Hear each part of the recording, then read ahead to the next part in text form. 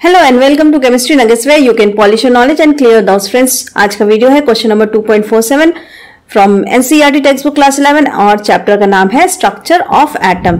तो चलिए देखते हैं क्वेश्चन को कैसे सॉल्व करना है।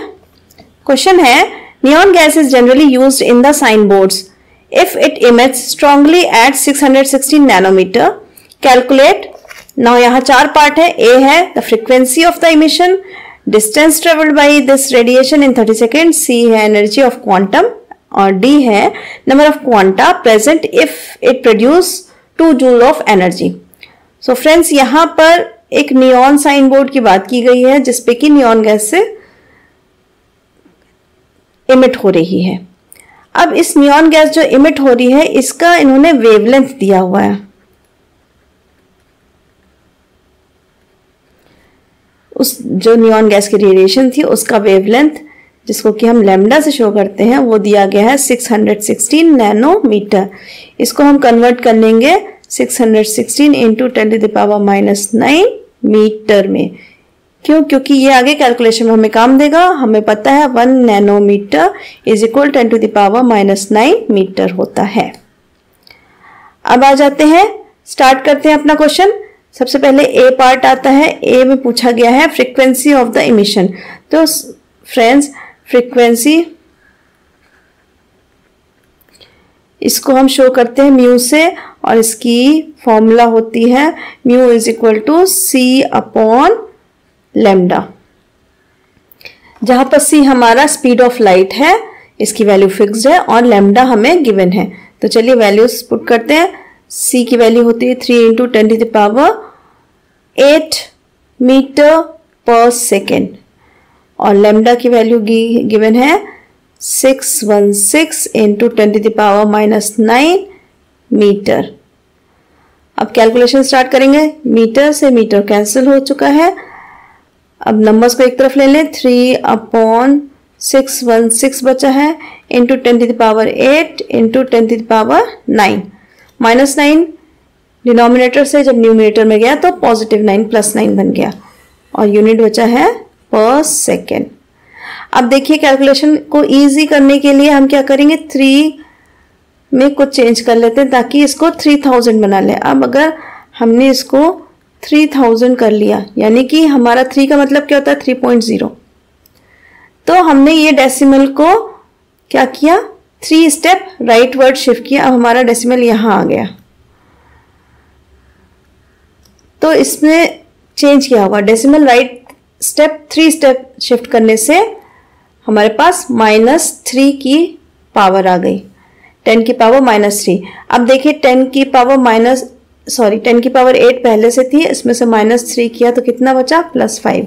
तो अब हम लिखेंगे 10 की पावर 5, 8 हट जाएगा और 5 आ जाएगा इंटू 10⁻9 पहले से बैठा हुआ है अपॉन में 616 पर सेकेंड। अब इसका कैलकुलेशन करेंगे तो हमारे पास आंसर क्या आ जाएगा, ये हमारे पास आ जाएगा 4.87 इंटू 10⁻9 + 5 14 एंड पर सेकेंड। ये हमारी हो गई फ्रीक्वेंसी और हमारा आंसर आ गया।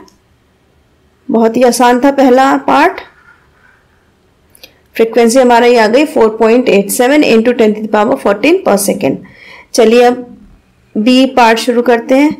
बी पार्ट में पूछा गया है distance travelled by the radiation.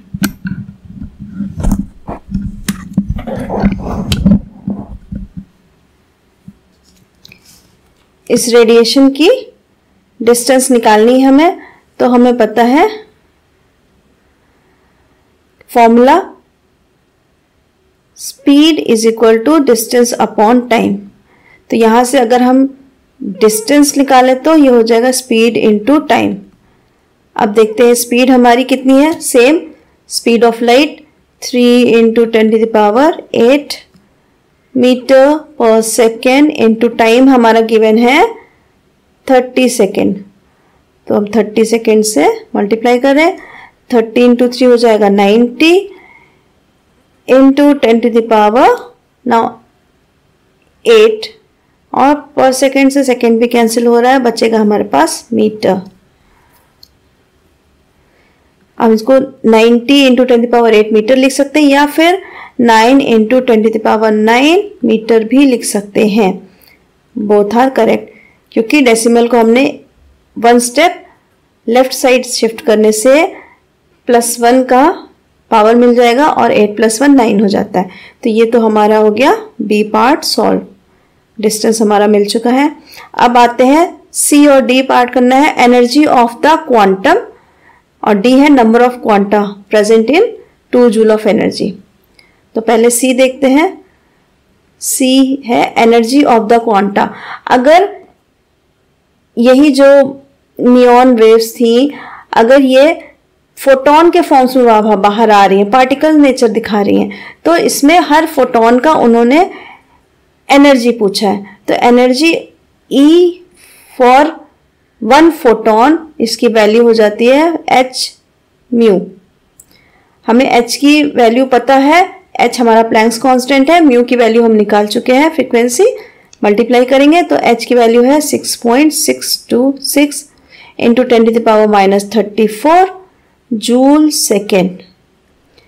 Frequency हमारी आ गई है 4.87 इंटू 10⁻14 पर सेकेंड।